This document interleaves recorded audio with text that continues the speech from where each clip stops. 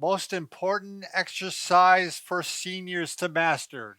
The squat not only strengthens the main muscles of the leg, but it's also extremely important in everyday life. Right, You right. need it to get out of chairs, to get out of bed, to pick up objects off the floor. It's just, it's essential. And you're going to Right. start putting your feet flat on the bed and you're going to lift your butt up like this.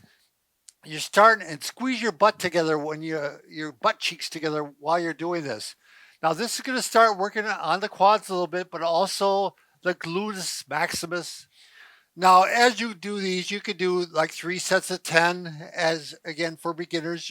If you can't do that, do less. Do what you can to But start with. eventually, if you want to, you can add some weight to this. Baby squats, I call them, to start out with.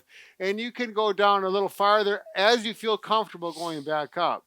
You don't want to get down so far that you can't get back up. You can really do a controlled squat Yeah, without not bending the knees yeah, too far over the yeah. front of the foot. So you can have a chair right in front of you and use that for balance. You might start out with here and just take your time and go up.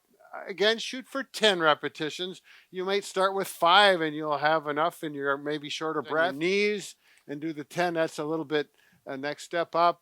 And then the most aggressive is going like this. When you're doing 10 like this, you're feeling pretty, you've really accomplished. That may take a few weeks from the start of this. Exactly. You know, the other thing is you can do these throughout the day. I mean, you could do, I mean, if you do want to do 10 at a time, do 3 every time you get out of the chair. Yep. And as you're creating muscle memory and you're teaching them the muscles and the nerves to work together. You want 3 points of contact here, here, and down on the pelvis. Yeah. So this obviously I'm not touching, so I'm going to straighten up until it touches.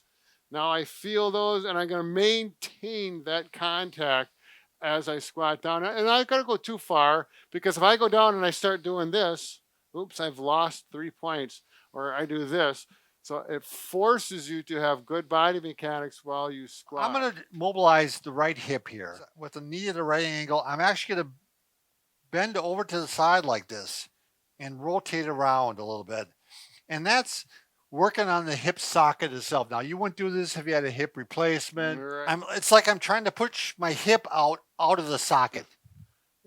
But it shouldn't hurt. If it does hurt, you should not do it. If you start doing squats, it's a lot easier to do if you're on a board because you can go down a lot deeper than if you take it out of there. I can't go as deep. My ankles start to come up like this. Yeah, right here. And they're not as stable. So you want to make sure your ankles are stretched out really well. Okay. Yeah, and so then he's stretching this one right here. Yep. And yeah, he did it with the knee straight and now with the knee bent. Yep.